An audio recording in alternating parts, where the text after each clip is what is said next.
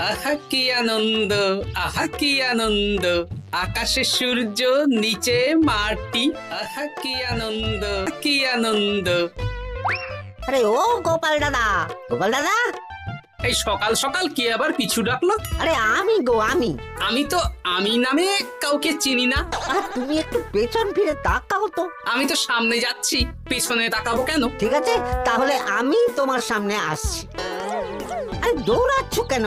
আরে দাঁড়াও দাঁড়াও বলছি, দাঁড়াও, নইলে কিন্তু আমি মহারাজের কাছে যাব। হ্যাঁ, ও ভোলা তুমি? আরে আগে বলবে তো, আমি করছিলে কেন? একদম কথা ঘোরাবে না গোপাল দাদা। এবার বলো কি বলছি। দেখো, আমি তোমাকে আগের বছর 50 মোহর ধার দিয়েছিলাম। এ কি, তোমার তো মিষ্টির দোকান, ধার দিলে তো লোকে ছুরি কাঁচি ধার দেয়, আর তুমি মোহরে ধার দেওয়ার ব্যবসা শুরু করেছো কবে থেকে বলো দেখি? আবার কথা ঘোরানো শুরু করেছো। আমি এবার কিন্তু সত্যি মহারাজের কাছে যাব। আরে মজা করছি তো। আরে বারবার আমাদের মধ্যে মহারাজকে টেনে আনার কি দরকার বলো তো? সে না হয় টানলাম, তবে তুমি ওই আমার 50 মোহর সুদ সহ কবে ফেরত দেবে বলো তো? আর কিন্তু তোমার হাতে ওই 1 সপ্তাহ সময় আছে। হ্যাঁ, 1 সপ্তাহ মানে কতদিন ভাই? 7 দিন, 7 দিন। 7 দিন? আচ্ছা 7 দিন মানে কত ঘন্টা? 24 গুণ 7, মোট ওই 168 ঘন্টা। ও, অনেক সময় আছে। দেখো গোপাল দাদা, তোমার সাথে কিন্তু আমার ওই কাগজে কলমে লিখিত পড়িত আছে। হ্যাঁ, যদি ওই সময়ের মধ্যে তুমি আমার কাছ থেকে নেওয়া ওই অর্থ আমাকে ফেরত না দিতে পারো, তাহলে কিন্তু তোমার ওই বাড়ি ঘর সব আমার হয়ে যাবে। হ্যাঁ হ্যাঁ হ্যাঁ, মনে আছে মনে আছে। এখন রাজসভায় যাই, 168 ঘন্টা পেরিয়ে গেলে চলে এসো, কেমন? বেশ, কথাটা মনে থাকে যেন। হ্যাঁ, তখন আর কিন্তু কোনো চালাকি করতে যাবে না, আমি সোজা মহারাজকে বলে দেব। ঠিক আছে ঠিক আছে।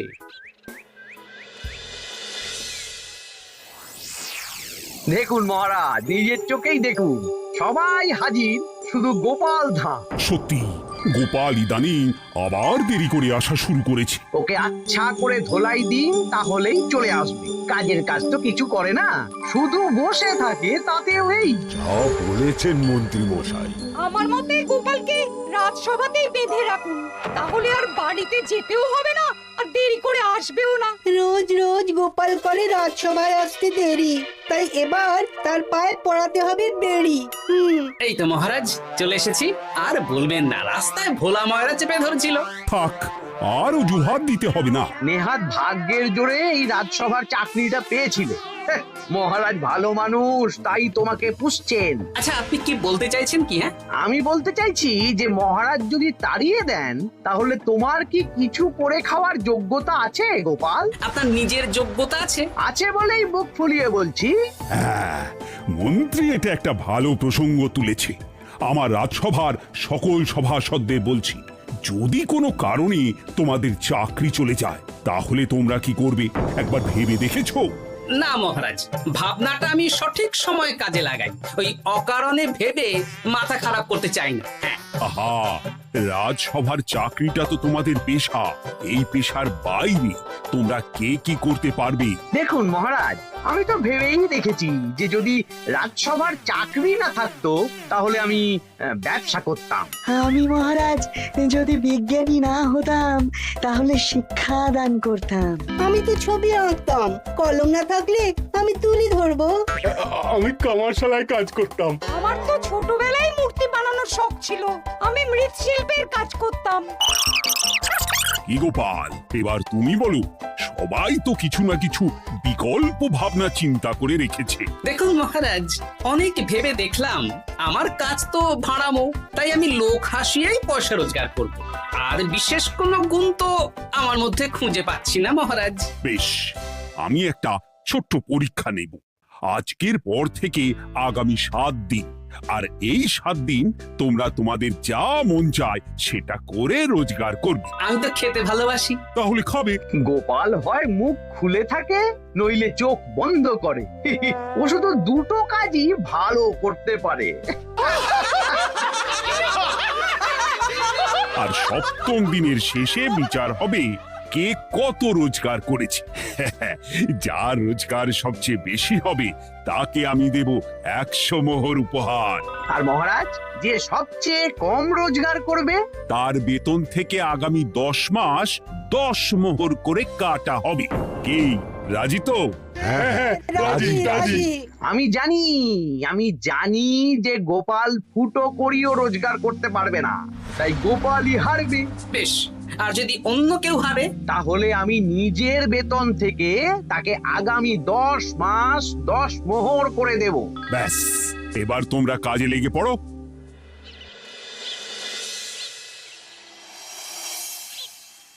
এ কি গিন্নি, আজকেও নিরামিষ? হ্যাঁ, আজকেও নিরামিষ খেতে হয়। হ্যাঁ, রোজই তো কিছু না কিছু একটা লেগে আছে তোমার। আমাদের পুরো শরীরটাই তো আমিষ। হ্যাঁ, তাহলে আমিষ খেতে বাধা কিসের বলো দেখি?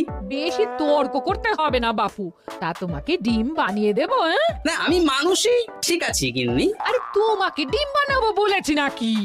আমি বললাম তোমার জন্য ডিম বানিয়ে দেবো। জন্যটা তো বলনি তখন। আরে তাড়াতাড়ি দাও, তাড়াতাড়ি দাও। এখন কদিন শুধু খাবো আর ঘুমাবো, 7 দিন ছুটি। ছুটি মানে? সেসব পরে বলবো গিন্নি। যাও গিয়ে ডিম সেদ্ধ বসাও।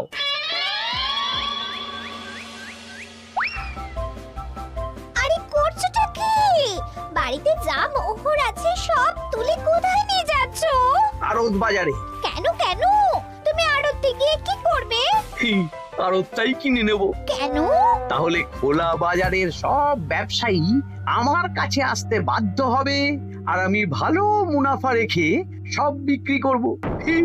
কি রাজবাড়ি সুখে চাকরি ছেড়ে দিলেন নাকি? না না না, এখন 1 সপ্তাহ ব্যবসা করে মহারাজের কাছে আমার যোগ্যতা প্রমাণ করব। সব পরে বুঝিয়ে বলবো। হ্যাঁ, আমি আপনাকে সব শিখিয়ে দেব। তাহলে ভাই ওই আগামীকাল সকাল থেকে কাজে লেগে পড়বো, কেমন? তাহলে বুঝতে পারলেন তো যে কি করতে হবে? হ্যাঁ হ্যাঁ জমিদার মশাই, কবিতা লেখা যেমন আমার পেশা, তেমনি চিত্রশিল্প আমার নেশা। তাহলে তো আর কোনো চিন্তাই নেই।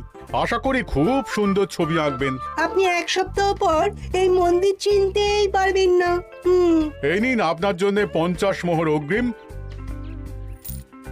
মন্দিরের চিত্রকলা শেষ হয়ে গেলে আরো 50 মোহর দেব, ঠিক আছে?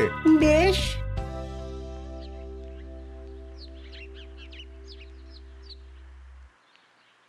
এই হাত চালা, হাত চালা। হাত পা সবই তো চালাচ্ছি মন্ত্রী মশাই। আপনি এত শাকসবজি আনাজ দিয়ে করবেনটা কি? আমি এখন 7 দিন কৃষ্ণনগরের বাজার নিয়ন্ত্রণ করব, তাই সব জিনিসপত্র আড়ত থেকে আমি নিজেই কিনে নিয়েছি। এবার সাধারণ বাজারের দোকানদাররা আপনার কাছে আসবে। কাল সকাল থেকে শুধু মোহর গুনবো।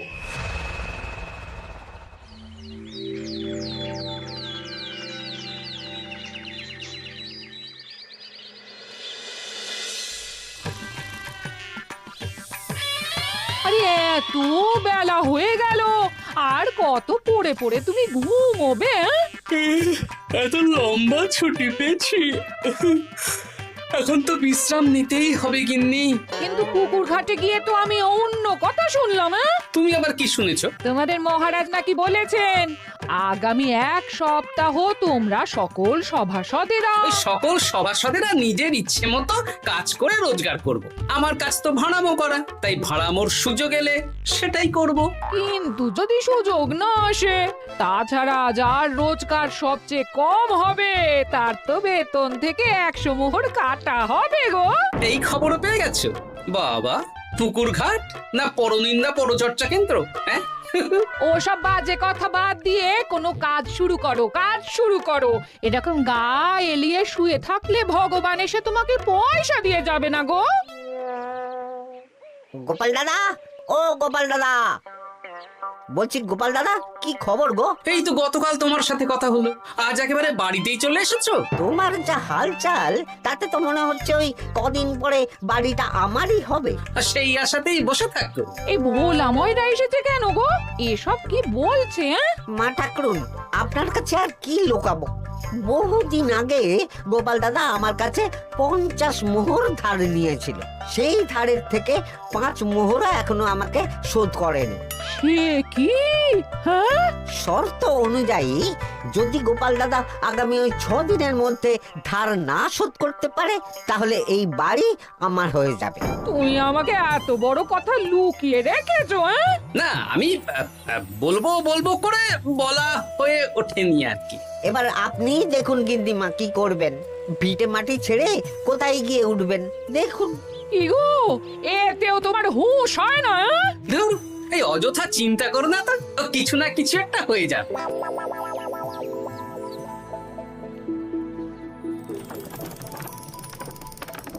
বাহ বাহ বাহ, পণ্ডিত মশাই, আপনি তো এর মধ্যেই কাজ শিখে গেছেন। আমি তো ছোট থেকেই মাটির পুতুল বানাতে ভালোবাসতাম। বিভিন্ন দেবদেবীর মূর্তি নিজেই বানাতাম, তারপর পুজো করতাম। আমার পরম সৌভাগ্য আপনার মতন পণ্ডিত মানুষ আমার কুমোর শালায় কাজ করছেন। কোনো কাজই তো ছোট নয়। সত্যি সভাকবি মশাই, আপনার তুলিতে জাদু আছে। কি সুন্দর কারুকার্য। সবই আমার মা বাবার দান। আমার বাবা খুব বড় চিত্রশিল্পী ছিলেন, উনি হাতে ধরে আমাকে ছবি আঁকা শিখিয়েছেন। বাহ বাহ বাহ বাহ।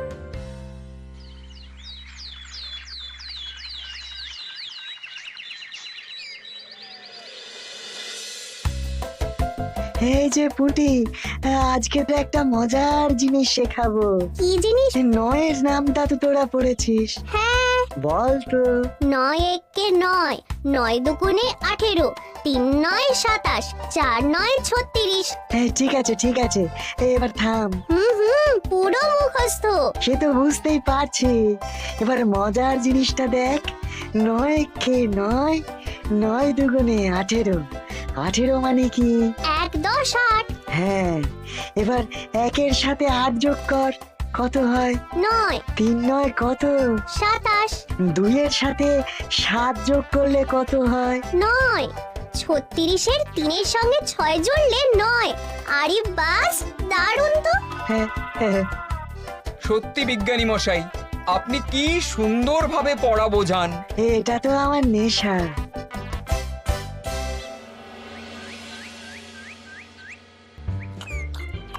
বলছি, তুমি তো দিব্যি বাড়িতে বসেই আছো। হ্যাঁ, কিছুই তো করছো না। সত্যি বলো তো, তুমি ভাড়ামো ছাড়া আর কি কিছু করতে পারো? হ্যাঁ, এই আদেশ করতে পারি। গেনি, একটু তরকারি দাও তো, জলের ঘটিটা দাও না। যত সব। আচ্ছা, সত্যি তো ভাঁড় না হলে আমি কি হতাম? আমি কুমোর হতাম। মাটির কাজ শুনেছি খুব সোজা। যাই, কুমোর পাড়া যাই।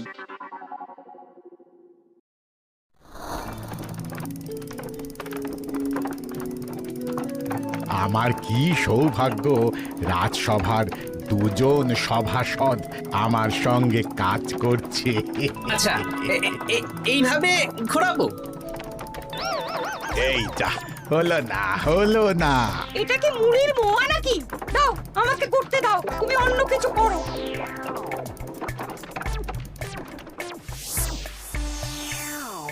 বলো গোপাল দাদা, কি দেবো? মুড়ির মোয়া, তিলের নাড়ু?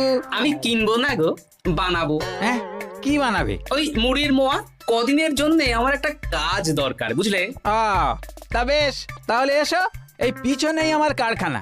গুড় মুড়ি সব রাখা আছে, বানাও।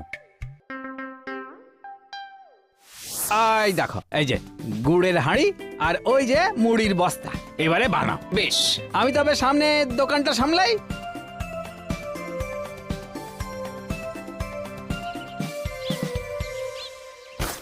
কিসের আওয়াজ হলো? আরে আরে আরে, এ কি করলে গোপাল দাদা? আর বলো না, ওই গুড়টা ঢালতে গিয়ে হাঁড়িটা হাত ফসকে পড়ে গেল। এই তুমি যাও তো, তোমাকে কিচ্ছু করতে হবে না, যত সব বিপদ বাড়ানো।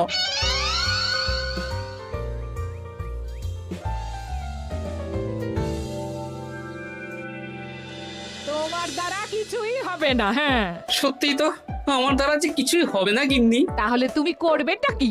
এমন করে বলো না গিন্নি, সবারই খারাপ সময় যায়। আর খারাপ ভালো, যে সামান্য মুড়ির মোয়া বানাতে পারে না তার মুখে এসব মানায় না, মানায় না। এদিকে বাজারে সবজির দাম হু হু করে বেড়ে গেছে। তাই নাকি? বলি তুমি জানবে কি করে? কদিন তো শুয়ে বসে আছো, আমি তো বাজার দোকান করি। মন্ত্রী মশাই এখন আড়ত সামলাচ্ছেন আর সাধারণ বিক্রেতাদের চড়া দামে বিক্রি করছেন। হ্যাঁ, ও বেটা জীবনে শোধরাবে না। উনি তো তাও ছলে বলে রোজগার করছেন গো। আর তাছাড়া অনেকে পথে গান শুনিয়েও রোজগার করেন, সেটাও তো তুমি পারবে না। হ্যাঁ, এই তো পেয়েছি। 6 দিনের মাথায় তো রাজসভায় একটা বৈঠক হবে, সেদিনই আসল মজা জমবে। কিসের মজা গো? হ্যাঁ, সেটা সেদিনই বুঝতে পারবে।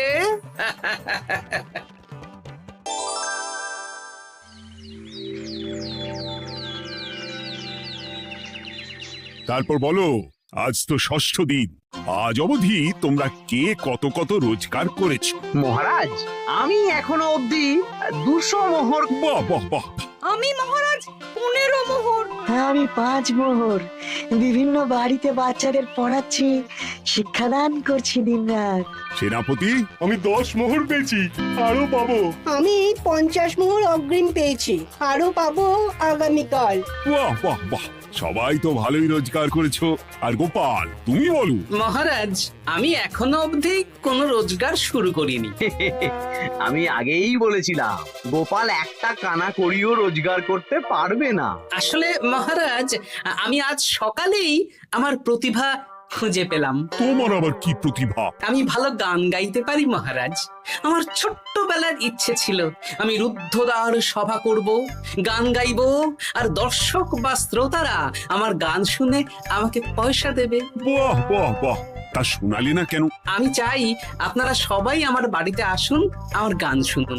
এই না না না না না, তোমার গান শুনে অর্থ ব্যয় করতে পারবো না গোপাল। যদি শোনাতে হয় তো বিনামূল্যে শোনাও। তুমি ভেবেছো কায়দা করে গান শুনিয়ে রোজগার করবে? সেসব চালাকি কিন্তু চলবে না। না মহারাজ, আমার গান শুনতে আসার জন্য একটা কানা করিও খরচ করতে হবে না। আমি বিনা পারিশ্রমিকে গান শোনাবো। বেশ, তাহলে কবে শোনাবে বলো? এখনই চলুন, শুভস্য শীঘ্রম। আবার যেতে হবে কেন? এখনই শোনাও।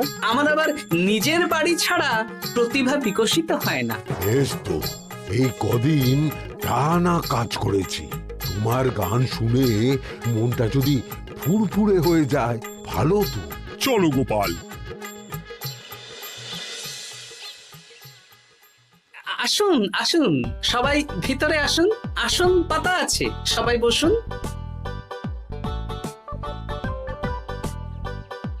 নাও, এবার গান শুরু করো। দাঁড়ান মহারাজ, আমার গান আমি বাইরের লোককে শোনাতে চাই না।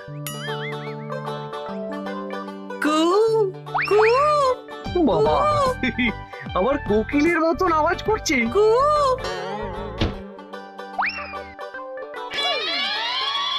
নাও নাও, শুরু করো।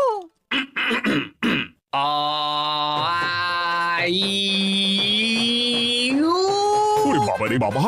আরে এত চিৎকার করছো কেন? থামো থামো থামো! এটা ভালো লাগছে না, অন্য গান শোনাচ্ছি তাহলে। আকাশে মেঘে বাতাসে বায়ু, জ্যোতিষী বলেছে আমার 100 বছর আয়ু। আরে থামো থামো, আরে কান ঝালাপালা হয়ে গেল। না, থামতে আমি পারবো না, গান শুনতেই হবে। ওরে ওরে বাবা রে বাবা, এই কানে তালা লেগে গেল, আমি পালাই। পালাতে পারবেন না, বাইরেও তালা দেওয়া আছে। বাইরে তালা খুলতে বলো। বাইরে বেরোতে হলে প্রত্যেককে 100 মোহর দিতে হবে। আমরা তো আগেই বলে দিয়েছি, তোমার গান শোনার জন্য কোনো পয়সা দিতে পারবো না। এটা তো গান শোনার জন্য নয়, বাইরে যাওয়ার জন্য। আমার গান শুনতে আসার জন্য কোনো অর্থ লাগে না।